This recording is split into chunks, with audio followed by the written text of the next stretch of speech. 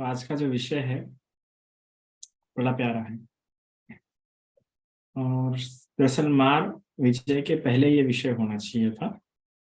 जो हमने मार कथा जो पढ़े उसके पहले विषय होना चाहिए था, पर तब मेरी स्टडीज नहीं थी।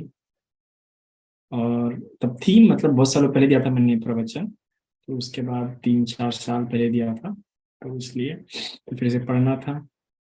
तो इसलिए आज ये प्रवचन हम इस विषय पर दे रहे दुखचर्या, जो कि बहुत ही महत्वपूर्ण है। इस बात चलता है कि भगवान ने कितना कठोर तप किया। हम बात तो करते हैं कि बहुत तप किया, हमें वो मूर्ति भी दिखती है किस प्रकार से उनके पूरे शरीर के ऊपर की हड्डियां दिख रही थी, मांस किस तरह सूख गया था। उस जो मूर्ति बनी है उस मूर्ति के आधार पर हमें पता चलता है। पर वहां तक कैसे पहुंचे, वो कैसे शरीर वैसे हो गया, है ना? क्या थी वो कैसी थी वो तपश्चर्या, वो चर्या कैसी थी कि शरीर ऐसा हो गया था, किन बातों के कारण ऐसा हो गया था। तो वही आज हम इसमें जानेंगे, और कितना महान त्याग होता है, कितना महान तप होता है, कितनी भगवान उस चर्या से बात चलता है, कितनी भगवान की करुणा है असीम होती है, और कितना तप करना पड़ता है इस बुद्धत्व प्राप्ति के लिए। तो ये जो उनका 6 साल का जो तप था, इतनी कठोर जो उनकी तपश्चर्या थी, इसको पाली साहित्य में दुष्कर चर्या, मतलब काफी दुष्कर करने में काफी कठिन ऐसी है चर्या, इसलिए इसको दुष्कर चर्या इस नाम से भी जाना जाता है। इसके अलावा इसको जिस वीर्य के आधार पर किया जाता है, जिस प्रधान के आधार पर किया जाता है, क्योंकि उत्साह के आधार पर, वीर्य के आधार पर इसे किया जाता है, इसलिए भी इसे प्रधान वीर्य अर्थात दुखचर्या के साथ साथ कुछ कुछ लोग इसे प्रधान वीर्य भी कहते हैं। तो जो तपश्चर्या है, भगवान बुद्ध बताते हैं कि देखो, तपश्चर्या भी 4 अंगों से युक्त होती है, या कह सकते हैं कि 4 तरह की होती है। तो मैंने 4 अंगों से युक्त उस ब्रह्मचर्या का, उस तपश्चर्या का पालन किया है, जो कि सरल नहीं थी। ये आरंभ कहाँ से हुआ, ये तपश्चर्या का समय, जब भगवान बुद्ध, जब सिद्धार्थ बोधिसत्व की अवस्था में होते हुए जब उन्होंने गृह त्याग किया, गृह त्याग के बाद प्रथम आल्हार कलम, फिर आल्हार कलम के पास अकिंचयत्नम ध्यान सीख लिया, फिर उसके बाद उद्दक रामपुत्र उनके पास से नय संज्ञा ना संज्ञा ध्यान सीख लिया। दोनों आचार्यों के पास से ध्यान सीखने के बाद उस पर उस उनकी उनकी जो परम अवस्था है उनके शिक्षा में, उसको प्राप्त करने के बाद भगवान को लगा कि अभी इन आचार्यों के पास सीखने के लिए कुछ नहीं, इन थेरवादों के पास अभी सीखने के लिए कुछ नहीं है, तो क्यों ना मैं स्वयं ही अभी इतनी अभी जानूं। तो 7-7 दिन रह के इन आचार्यों के पास, 7 दिन 8-8 दिन या 15-15 दिन रहने के बाद, या 1-1 महीना ऐसे रहने के बाद, इनके पास से जो वो जो श्रेष्ठ ज्ञान था, ऐसे 1-1 महीने के अंदर, 6-6 महीने के अंदर इन आचार्यों के पास से उन्होंने प्राप्त कर लिया। फिर इसके बाद भगवान निरंजन नदी के पास जाते हैं और वहां पे ध्यान साधना के लिए बैठते हैं। 6 साल उर्वेला में 6 साल ऐसा ध्यान साधना करते हैं। तो जब इन आचार्यों के पास उधर जाते हैं तो उन्हें बहुत ही प्यारा उपवन दिखता है, वो उपवन उन्हें बहुत ही अच्छा लगता है, वन नदी काफी उन्हें अच्छी लगती है, प्रभावित कर लगता है कि यह ध्यान करने के लिए बहुत ही अच्छा है, क्योंकि पास ही में सेनानी ग्राम भी है, अच्छा है ये ध्यान करने के लिए, ऐसा उनके मन में आता है। तो ध्यान करने के लिए, जब ध्यान करने के लिए बैठे तो उनके मन में अद्भुत ऐसी 3 उपमाएं आती है, और ये उपमा के कारण ही उनको लगता है कि मैंने इस प्रकार से ध्यान करना चाहिए। और इन उपमा के बारे में वो भगवान बुद्ध स्वयं कहते हैं कि ये उपमा पहले कभी नहीं सुनी गई है, ऐसी उपमा थी। मतलब वो खुद के उनके मन में आई थी, और ये उपमा जो उनके मन में आई थी, जो उदाहरण उनके मन में आए थे, पहले कभी नहीं सुना गया था। तो कैसा उपमा था वो? लकड़ी के ऊपर उपमा था, कि सबसे पहला उपमा ऐसा था कि समझ जाओ कोई लकड़ी है, गिरी लकड़ी है, और पानी में गिरी हुई है, बहुत लंबे समय से गिरी हुई है, और कोई व्यक्ति आता है, उस लकड़ी को देखता है, और उसके मन में इस प्रकार विचार आता है कि चलो आग जलाता हूँ, ठीक है? तो वो उस लकड़ी को जाता है, पानी से निकालता है, और उस लकड़ी से आग जलाने का बहुत प्रयास करता है, बहुत घसता है। अब इतना प्रयास करने पर भी चाहे कितना ही प्रयास क्यों ना कर ले, पर क्या ये संभव है कि उस लकड़ी से आग जले? तो नहीं, क्योंकि लकड़ी क्या है, गीली है। गीली होने के कारण गीली लकड़ियों कभी भी आग नहीं पकड़ सकती। ये क्या है, नियम है, ये स्वभाव है, ये लॉ है, नेचर का लॉ है। आग हमेशा सूखी लकड़ी को लगती है। उसी प्रकार जो कोई व्यक्ति काम सुख में लिप्त है, काम सुख में लिप्त होने पर उसमें आनंद मनाता है, उसमें सुख देखता है और सुख देखते उसमें ही जीवन बिताता है। हाँ, और ऐसा जीवन बिताते हुए जो अपने आप को पूरा नम्र कर चुका है, अपने इंद्रियों को पूरा शीतल कर चुका है, और ऐसा जीवन जीते हुए कोई व्यक्ति यह सोचे कि मैं ध्यान साधना भी करूंगा, मैं तपश्चर्या भी करूंगा, पर वो अपने इंद्रिय सुख से दूर नहीं रह रहा है, भोग सुख से दूर नहीं रह रहा है, काम सुख से दूर नहीं रह रहा है, काम में अभी भी लिप्त है। तो जिस प्रकार लकड़ी गीली होने के कारण आग नहीं पकड़ सकती, उसी प्रकार जिसका जीवन इस प्रकार काम सुख लिकानु योग है, काम से युक्त है, इंद्रियों सुख से युक्त है, इंद्रिय शीतल हो चुके हैं, ऐसे शीतल इंद्रियों से ध्यान करने का प्रयास कर रहा है, उसका ध्यान नहीं लगेगा, उसकी साधना नहीं लगेगी, उसको निर्वाण प्राप्त नहीं होने से रहा। तो इस प्रकार के जीवनचर्या को कहते हैं सपुत्त भरिया पबज्जा। अर्थात कि आज भी देखते हैं, ऐसे कई सारे हम देखते हैं कि सन्यासी के रूप में एक ऐसा भी जीवन शैली है जिसमें देखते हैं कि पति भी है पत्नी भी है, घर में रहते हुए भी एक तरह का ब्रह्मचर्या का या फिर एक तरह का तपस्या का या पबज्जा ऐसी भी हमें देखने के लिए मिलती है। इस प्रकार से हम देखते हैं कि ब्राह्मण्स लोग, हिंदू धर्म के ब्राह्मण्स लोग, उनकी पत्नी भी है बच्चे भी है, और कई सारे सिख धर्म में भी हम देखने के लिए देखते हैं कि उनकी शादी होती है, बच्चे होते हैं। इस्लाम में भी हमें देखने के लिए मिलता है कि वहाँ के जो गुरु है वो लोग शादीशुदा रहते हैं, उनको बच्चे रहते हैं। तो इस तरह के जो साधना है, इस तरह का जो पबज्जा है, इसको सपुत्त भारिया पबज्जा माना जाता है। और भगवान बुद्ध ने कहा कि ऐसी पबज्जा में आपको ध्यान अंग प्राप्त नहीं हो सकते, ध्यान अंग कहो या निर्वाण पद प्राप्त नहीं हो सकता है।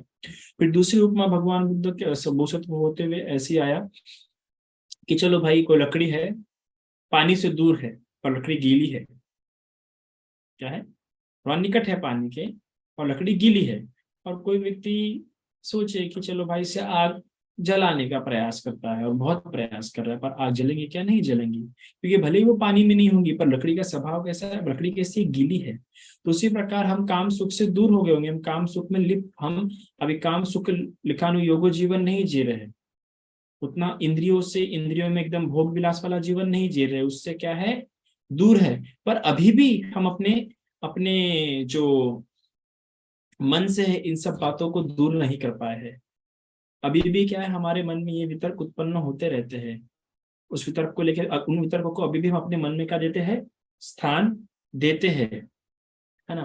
तो इस प्रकार के जीवनों का है भगवान ने ब्राह्मणा धम्मिका पबज्जा, अर्थात कि दूर तो है, प्रयास तो कर रहे हैं, पर तपश्चर्या गलत तरह की कर रहे हैं, दृष्टि भी क्या है, मिथ्या है ना, कि हम सब इंद्रियों सुख को छोड़ चुके हैं, त्याग चुके हैं, पर अभी भी तपश्चर्या के गलत तरीके से कभी भी कोई यज्ञ याग में लगे हुए हैं, कोई अग्नि परिक्रमा में लगे हुए हैं, मतलब मिथ्या दृष्टि युक्त कर रहे हैं। तो ऐसे भगवान ने इसको भी क्या कहा है कि आखिर में यह भी तपश्चर्या गलत है, इससे निर्वाण प्राप्त नहीं हो सकती। फिर तीसरी जो उपमा है, तीसरी उपमा में भगवान बुद्ध बताते हैं कि ऐसी लकड़ी है जो आग से भी, पानी से भी क्या है, दूर है और सूखी भी है। और अगर ऐसी लकड़ी को कोई लाए और विचार करे कि हमने क्या इससे आग जलाने का प्रयास करना चाहिए, तो बड़ा सरल सी बात है, तुरंत क्या हो जाएंगी, आग जल भी जाएंगी।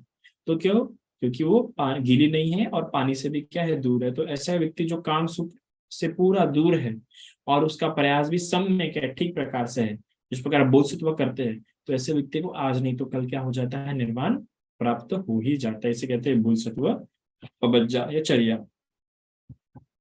तो इस प्रकार से भगवान ने साधना करना शुरू किया, और भगवान ने साधना करना शुरू करते हुए भगवान के मन में ऐसा आया, यानी बोधसत्व होते हुए, कि सुख से सुख प्राप्त नहीं हो सकता, दुख से ही क्या होता है, सुख प्राप्त हो सकता है।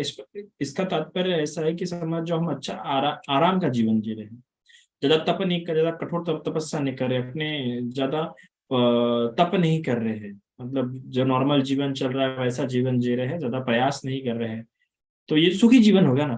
ज्यादा सुखी जीवन जीते हुए कभी वो आध्यात्मिक सुख की, वो उत्तम सुख की, निर्वाणिक सुख की प्राप्ति नहीं हो सकती, वो ध्यान युक्त सुख की प्राप्ति नहीं हो सकती। ऐसा उनके मन में तब आया, उनको लगा कि दुख से क्या हो सकता है, सुख की प्राप्ति हो सकती है, कि अगर एकदम कठोर तप करेंगे, एकदम अपने आप को तकलीफ देंगे एकदम से एकदम, तो तभी क्या होगा, हमें वो आध्यात्मिक सुख, वो ध्यान सुख, निर्वाण सुख प्राप्त होगा। यहाँ तक कि बोधि राजकुमार ने भी भगवान से ही प्रश्न पूछा था कि भगवान, मुझे ऐसा लगता है कि सुख से सुख प्राप्त नहीं हो सकता है, दुख से सुख प्राप्त हो सकता है। तो भगवान भी कहते हैं कि बोधिसत्व होते हुए मेरे मन में भी ऐसा ही आया था, और इसलिए मैंने कठोर से कठोर तप किया, क्योंकि मुझे लगा दुख से सुख प्राप्त हो सकता है।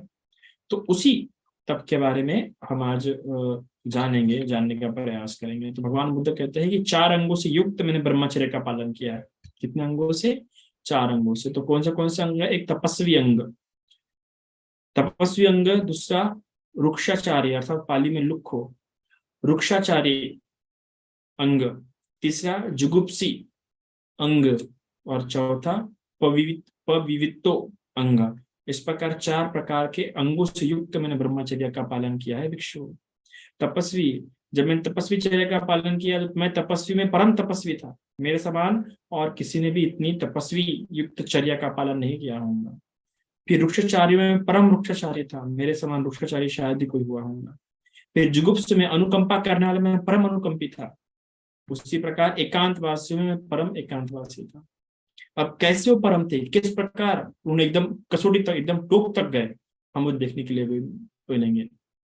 इसलिए भगवान धम्मचक्र सूत्र में पहले कहते हैं कि देव में भिक्खवे अंत, ये 2 अंत है, एक काम सुखालिकानुयोगो और दूसरा अत्तकिल मतानुयोगो, है ना। तो ये अत्तकिल मतानुयोगो की साधना हम पढ़ रहे हैं, किस प्रकार वो टोक की साधना गलत है। तो जो धम्मचक्र पवन सूत्र के तो जो 2 शब्द पता है, उसमें जो दूसरे शब्द जो अत्तकिलमतानुयोगो, जिसका भगवान ने क्या किया है, मना ही किया है, वो साधना कैसे होती है, वो साधना क्या है, कितनी कठोर है, वो आज के इस विषय में, आज के इस प्रवचन में हम जानेंगे। तो सबसे पहले तपस्वी, जो ब्रह्मचर्य, जो उनके तपस्वी इस अंग से युक्त थी, वो किस प्रकार से थी, भगवान बताते हैं कि समझ जो अभी तपस्वी साधना किस प्रकार से भिक्षा और वस्त्र इन 2 बातों से युक्त होती है ना। तो मैंने जब भिक्षा करता था, जब भिक्षाटन करता था, तो मैंने अचेलक होकर भी भिक्षाटन किया है, अर्थात नग्न नग्न साधु होते हुए मैंने क्या किया है, ऐसा ऐसा भी तपस्या मैंने की है जिसमें पूरा नग्न रहा हो, जिसे अचेलक कहते हैं हम। फिर उस पर मैंने मुक्ताचार, इस प्रकार में मतलब ऐसा हाथ छटाके वगैरह जो करते हैं उसमें। फिर न यही मत यही यही भदंतिक, अर्थात मैंने इस प्रकार की भिक्षाटन कभी नहीं ली जिसमें व्यक्ति बुला के देते हैं ना, समझ जाओ हम चारिका कर रहे हैं और कोई ऐसा भोजन देना चाहता है तो अपने दरवाजे पर बुलाता है कि इधर आइए। तो अगर मुझे ऐसा किसी ने बुलाया भोजन के लिए तो मैं उसके पास से भोजन नहीं लेता था।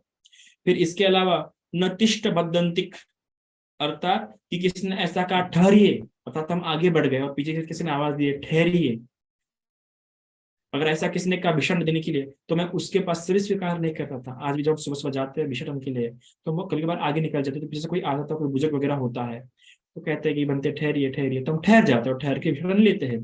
पर कहते हैं कि जब मैं बोल सकता अवस्था में था और किसी ने ऐसा बोल दिया कि ठहरिए, भिक्षाटन करते हुए किसी ने ऐसा कह दिया कि ठहरिए, तो मैं वो भी भोजन बिल्कुल नहीं स्वीकार करूंगा। इसके अलावा न अभिहट्ट, अर्थात अपने लिए की गई भिक्षा, अर्थात किसी ने मेरे लिए, मेरे बारे में सोच के कि मैं इसे साधु को दूंगा, ऐसा सोच के मेरे लिए किसी ने भिक्षा बनाया है तो मैं बिल्कुल भी नहीं स्वीकार करूंगा। मुझे किसी ने आमंत्रण किया है कि आइए मेरे भोजन कीजिए, मैं ऐसे भोजन को स्वीकार नहीं करूंगा। मैं अपने उद्देश्य से किए गए, मेरे उद्देश्य किसी ने भोजन किया है, मैं ऐसे भी भोजन को स्वीकार नहीं करता। तो इसे कहते हैं अभिहट्ट, न अभिहट्ट। इसके अलावा न कुंभिक, अर्थात कि अगर ऐसा कोई बर्तन है घड़े, जो जिसका मुख घड़े के मुख समान होता है और उस मुख से मुझे क्या दिया जा रहा है, भोजन दिया जा रहा है, ऐसे बर्तन से मुझे क्या दिया जा रहा है, भोजन दिया जा रहा है, तो मैं ऐसे भोजन को भी स्वीकार नहीं करता था। इसके अलावा न कलोपी, अर्थात पथरी के मुख या पथरी के बर्तन से अगर मुझे दिया जा रहा हो भोजन तो मैं ऐसे भोजन को भी स्वीकार नहीं करता था। 2 पटरों के बीच से अगर मुझे दिया जा रहा है भोजन तो मैं ऐसे भोजन को भी स्वीकार नहीं करता था। 2 दंडों के बीच, अर्थात 2 बांसों के बीच में, 2 दंडों के बीच से मुझे अगर भोजन दिया जा रहा है तो मैं ऐसे भोजन को भी स्वीकार नहीं करता था, है ना। इसके अलावा मुझे अगर 2 व्यक्ति, अगर ऐसा कोई व्यक्ति तो जो 2 बार भोजन करता था और ऐसा व्यक्ति मुझे भोजन दे रहा है तो मैं उसके पास से भोजन स्वीकार नहीं करता था। कोई गर्भिणी है ना, गर्भ धारण किए हुए है तो ऐसे स्थिति में भोजन नहीं करता था। जो दूध पिलाती है ना, जो अपने बच्चों को दूध पिलाती है, ऐसे स्त्रियों से मैं क्या भोजन स्वीकार नहीं करता था। देखो आज भी हम देखते हैं कैसे संप्रदाय में ऐसे मत है स्त्रियों को लेके वगैरह। इसके अलावा मैं ऐसे किसी अन्य पुरुष से भी भोजन स्वीकार नहीं करता था, है ना। या फिर और ना ही मैं ऐसे जहाँ पे कुत्ता खड़ा हो, वहां अगर ऐसा कहीं किसी स्थान पे कुत्ता खड़ा है, किसी घर के पास कुत्ता खड़ा है, या किसी व्यक्ति के पास कुत्ता खड़ा है, किसी रास्ते पे कुत्ता खड़ा है, तो वहां से भी मैं भोजन स्वीकार बिल्कुल भी नहीं करता था। वहां जहाँ मक्खियां भिनभिना रही है, मैं वहां से भोजन स्वीकार नहीं करता था। वहां जहाँ मछली या मांस खाया जाता है, या कोई तो वहां से भी मैं भोजन स्वीकार नहीं करता था। देखो आज भी हम देखते हैं कि कुछ कुछ ब्राह्मण लोगों में एकदम बहुत टोक होता है ना, कि नहीं बाबा इसके घर में मांस बनता है, मैं यहाँ पे भोजन नहीं करूंगा। तो भगवान जब बोझ तो होते थे तब भी उनके मन में ये था कि नहीं नहीं, जिसका जहाँ पे मांस बनेगा, मछली बनेगी, वहां से भोजन नहीं। तो एकदम अति का तप करते थे, एकदम टोक पे चले गए थे तप करते करते।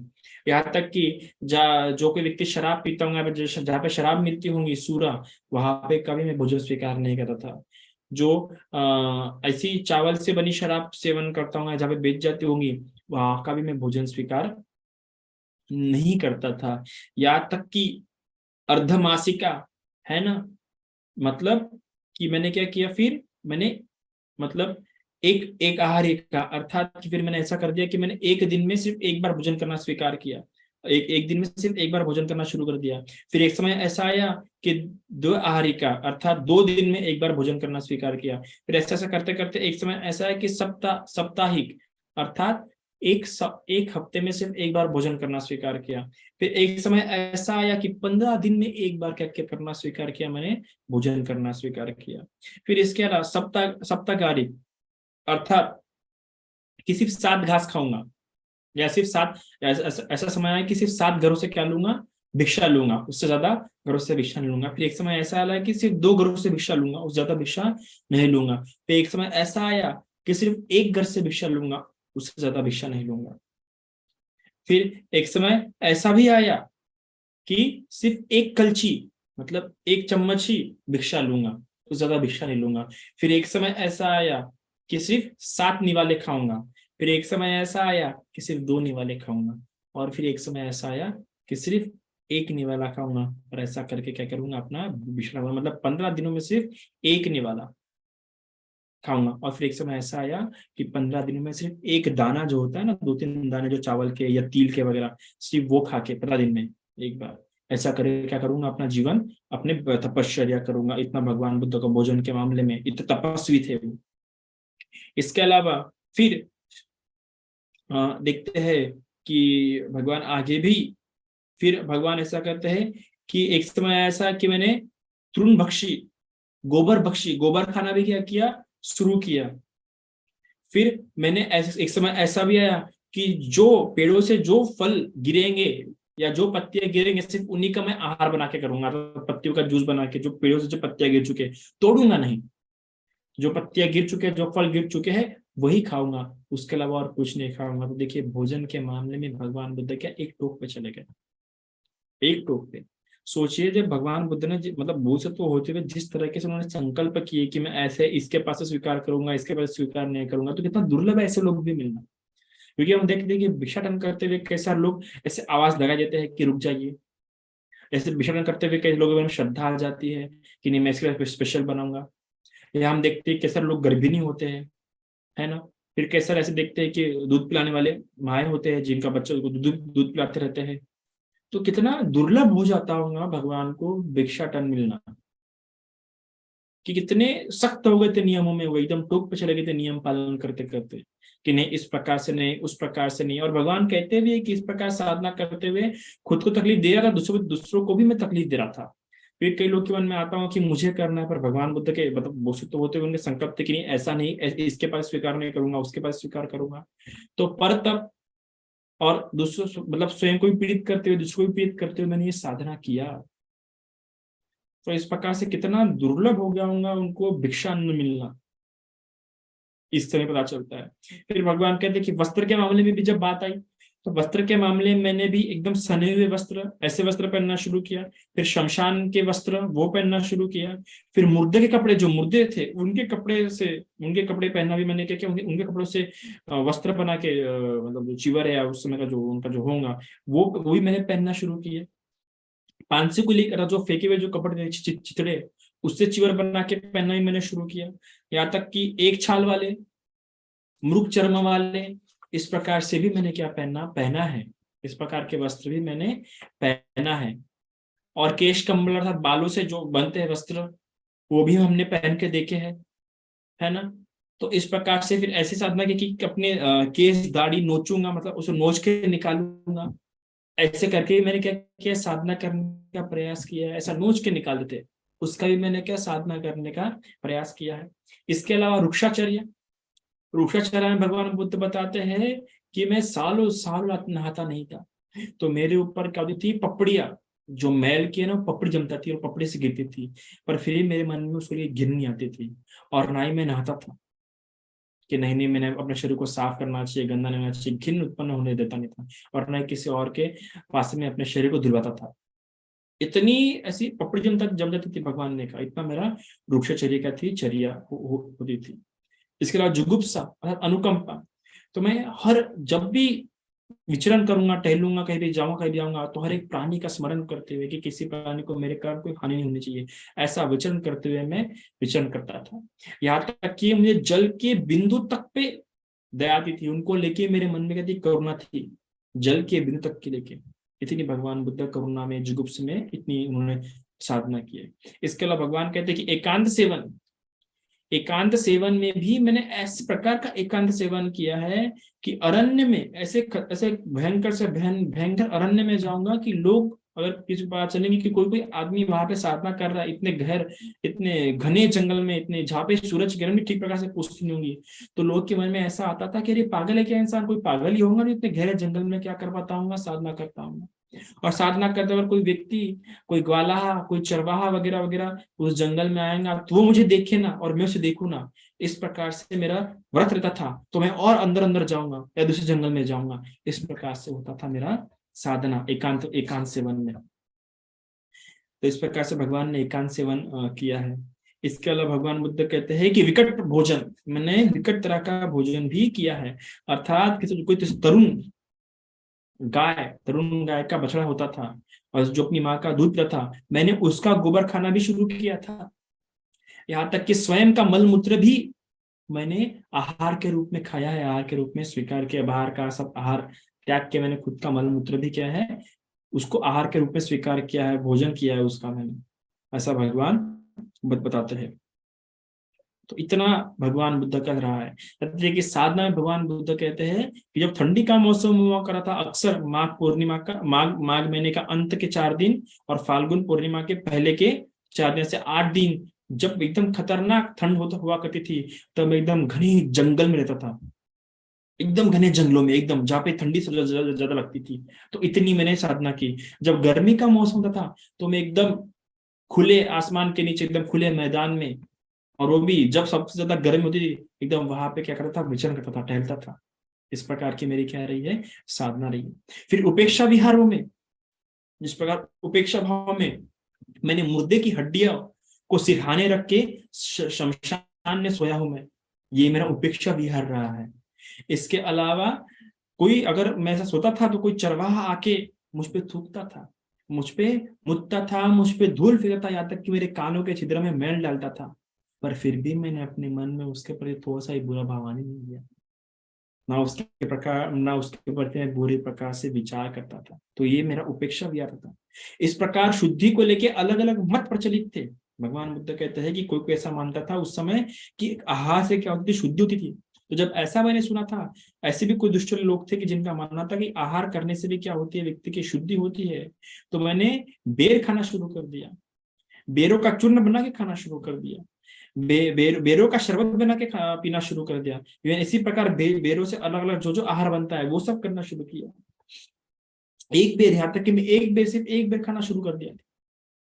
इसके अलावा यहाँ तक कि मैंने मूंग, तिल, तंडुल ऐसे अलग अलग के शरबत बना के, चूर्ण बना के सेवन किया। ये लोगों का मानना था कि ये आहार शुद्ध, इससे क्या आहार, इस ऐसे प्रकार के आहार के सेवन से क्या होता है, शुद्धि होती है। तो ऐसे आहार शुद्धि का भी मैंने मार्ग अपना के देखा, पर फिर भी मुझे प्राप्त नहीं हुआ। यहाँ तक किसी किसी का मानना था कि जन्म मृत्यु होने से भी क्या होती है, व्यक्ति की शुद्धि होती है। तो मैंने कितने तो भी असंख्य कल्पों से 21 लोकों में कई चक्रवालों में मैंने जन्म ग्रहण किए, बस शुद्धवासा ब्रह्म लोक को छोड़ के। क्योंकि शुद्धवासा ब्रह्म लोक में मेरा जन्म हुआ था, तो वहां से मेरी मुक्ति हो गई थी, है ना। अनागामी अनंत हो गया रहता मैं, तो वहां पे सिर्फ अनागामी अनंत लोग जाते हैं, है ना। तो इसलिए शुद्धवासा ब्रह्म लोक छोड़ के बाकी सारे 31 लोकों में मैंने जन्म ग्रहण किया है।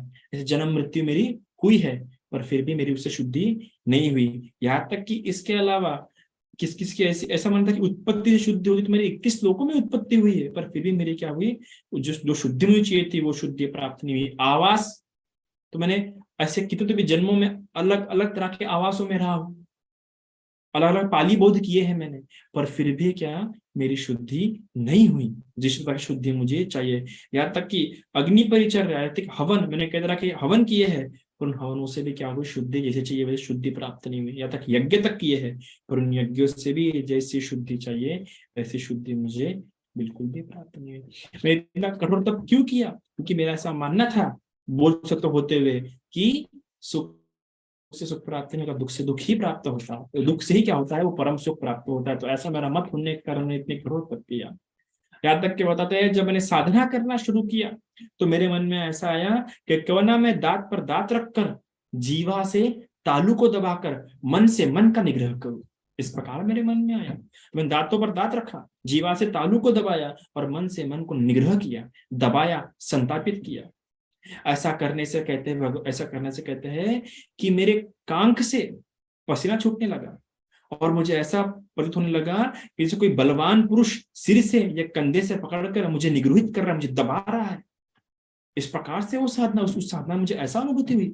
यहाँ तक कि आगे कहते हैं भगवान कि फिर आगे मैंने और श्वास रहित ध्यान करने का मेरे मन में विचार आया, तो मैंने अपना मुख और नासिका से श्वास लेना छोड़ना बंद कर दिया, बिना श्वास के ध्यान करना शुरू किया। जब मैंने मुख और नासिका से बिना श्वास लेकर ध्यान करना शुरू किया, तो मेरे कानों के छिद्रों से खतरनाक तरीके से वायु आवाज करने लगी। उस वायु का एकदम खतरनाक तरीके से शब्द होने लगा, जैसे कि कोई लोहार अपने धोकनी से धोके जाने वाली जैसी आवाज आती है, उस प्रकार मेरे कानों से आवाज आने लगी। बहुत अत्यधिक शब्द होने लगे मेरे कानों में। फिर भी मैं रुका नहीं, फिर भी मेरी स्मृति की हानि नहीं हुई, और मैंने आगे गया। उसके बाद पहले तो मैंने सिर्फ मुंह और नासिका से श्वास बंद किया, अब तो मैंने कानों से भी जो मेरा श्वास छूट रहा था उससे भी क्या कर दिया, बंद कर दिया। जब ऐसा बंद करने के बाद तो मेरे सिर में क्या होने लगी, वायु एकत्रित होने लगी, और उससे मुझे अत्यधिक शब्द होने लगे। ऐसा लगा कि जैसे कोई बलवान तीक्ष्ण व्यक्ति मुदगार से मेरे सर पे क्या कर रहा है, प्रहार कर रहा है। ऐसा मुझे कहने लगा, मेरे सर में दर्द होने लगा। इसके अलावा भगवान बुद्ध कहते हैं कि मेरे मस्तक में अति वेदना, इतनी कठोर वेदना होने लगी कि जैसे कोई बलवान व्यक्ति चाबुक से मेरे सर पे मार रहा है। उस साधना से मेरे मन में ऐसा हो रहा था। यहाँ तक कि बेहतर कहते हैं कि रुकी वायु, जो वायु मैंने अपने पेट के अंदर रोक दिया था, वो रुकी वायु ऐसा ऐसा दर्द देने लगी मुझे कि जैसे कोई कसाई गाय का पेट काट रहा हो। ऐसा मेरे पेट में जमा वायु ऐसा मुझे दर्द दे रही थी, ऐसे मुझे वेदना दे रही थी खतरनाक। इसके अलावा पूरे शरीर में भयंकर दाह हो रहा था, जलन हो रही थी, पूरे शरीर में भयंकर जलन। जिस प्रकार से कोई 2-3 बलवान पुरुष एक कमजोर वृक्ष को पकड़ के है और आग में जला रहे हैं, तपा रहे हैं, ऐसे पूरे मेरे शरीर पे क्या हो रही थी, दाह हो रही थी। भगवान बुद्ध ऐसा बताते हैं। तो जब ऐसा मेरे साथ हो रहा था तो देवता लोग कह रहे थे, अरे देवता लोग एकत्र होकर कह रहे थे, अरे शमन गौतम मर गया, शमन गौतम मर गया। कुछ कुछ देवता लोग बोलते थे, अरे शमन गौतम मर नहीं गया, शमन गौतम मरने वाला है। तो कुछ लोग ऐसा कह कुछ कुछ कुछ देवता लोग ऐसा कहते थे कि नहीं नहीं, ना शमन गौतम मर रहा है, ना शमन गौतम मरेगा, क्योंकि ये जो कोई बुद्ध होने वाला होता है या जो कोई चर्या धारण करता है, वो ऐसी साधना करते हैं, उनकी ऐसे ध्यानियों की साधना ऐसी होती है ना। ऐसा लगता है कि ऐसा लगता है कि ये मर गए, पर ये मरे बिल्कुल भी नहीं। जैसे देवताओं ने तक उनके मन में इस प्रकार से अलग अलग बातें होना शुरू हो गई, इतने खतरनाक साधना देख के। यहाँ तक कि आगे और कहते हैं कि जब खाना पीने की बात आई तो मेरे मन में ऐसा कि मैं पूरा खाना पीना ही त्याग देता हूँ, पूरा खाना पीना ही छोड़ देता हूँ। लेकिन तब देवताओं ने आके कहा कि ऐसा मत कीजिए, अगर आप ऐसा करेंगे तो हम आपके रोमकूपों से दिव्य ओज आपके शरीर में भर देंगे। तब मेरे मन में, अगर ये देवता लोग मेरे शरीर में, मेरे रोमकूपों में दिव्य ओज भर देंगे तो मेरी साधना मिथ्या साधना हो जाएंगी। इसलिए मैंने देवताओं का, हट जाओ तुम लोग, ऐसा मत करो।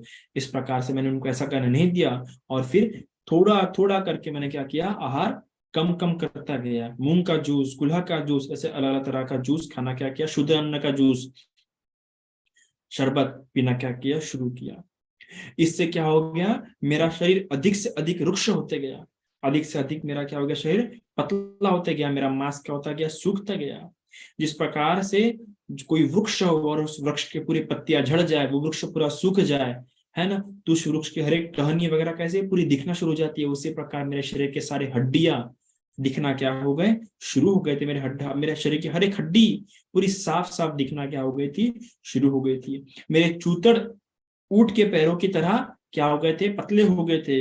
इसके अलावा रस्सी के ऐठन की तरह मेरी क्या हो गई थी, पीठ हो गई थी। यहां तक कि कहते हैं कि पुराने मकान की जो छत की जो कड़िया कड़िया जो रहती है, उसमें कैसे दरारें आना शुरू हो जाती है, वैसे मेरे शरीर के पूरे हड्डियों में वगैरह, मांसों वगैरह में, चमड़ियों वगैरह में, हाँ ना, क्या ऐसे दरारें दिखना शुरू हो गई थी। यहाँ तक कि जैसे किसी सरोवर के गहरे जल में तारा समूह की परछाई दिखती है, तारा समूह दिखना पूरा शुरू हो जाता है, उसी प्रकार मेरे आंख जो थे एकदम पूरे अंदर धस गए थे।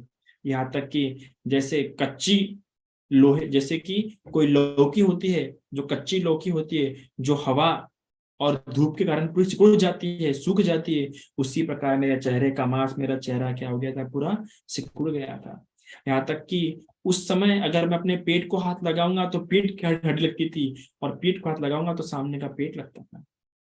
और ऐसा हो गया था, इतना पतला हो गया था कि पेट और हड्डी दोनों हाथ में आ जाती थी। इतना मेरा क्या हो गया था, शरीर ऐसा हो गया था। उस समय अगर मैं मूत्र करने जाऊं या उत्सर्ग या पुरुष उत्सर्ग करने जाऊं, अगर मैं बैठने जाता था तो मैं उस गिर जाता था, उसी में क्या जाता था, मैं गिर जाता था। यहाँ तक कि जब मैं हाथों से शरीर किसी अंग को छूता था, हाथों से अगर मैं किसी शरीर के अंग को छूता था, तो वहां पर अगर मेरा कोई सड़ा गली अगर जड़ होंगी बालों की, तो बाल झड़ जाते थे। इस प्रकार से मेरी क्या रही, ये साधना रही। इस प्रकार साधना करते हुए मैंने अपना जीवन जिया। और वो 6 साल तप करने पर भी मुझे क्या हुआ, वो जो परम संबोधि प्राप्त चाहिए थी, वो परम संबोधि मुझे क्या हुई, प्राप्त नहीं हुई। तो इतनी साधना मैंने क्यों किया, कि मेरे मन में ऐसा था कि दुख से ही सुख प्राप्त होता, पर आखिर मुझसे भी क्या हुआ, मुझे वो बिल्कुल भी लाभ नहीं हुआ। फिर मुझे याद आया मेरे बचपन का ध्यान, जो मेरे मेरे पिता के खेत में, वो जो मुझे वट वृक्ष के नीचे, है ना, बरगद के वृक्ष के नीचे जो मुझे प्रथम ध्यान प्राप्त हुआ था, वो ध्यान मुझे याद आया।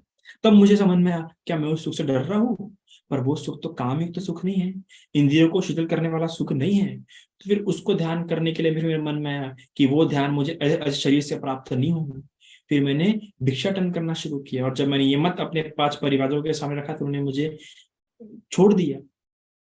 पर मैंने फिर भिक्षाटन करना स्वीकार किया, और उसके बाद बराबर जितनी मात्रा लगती उतना मात्रा भोजन करना स्वीकार किया, और कुछ ही दिनों के अंदर मेरे जो 32 लक्षण जो लुप्त हो चुके थे फिर से वापस आ गए थे।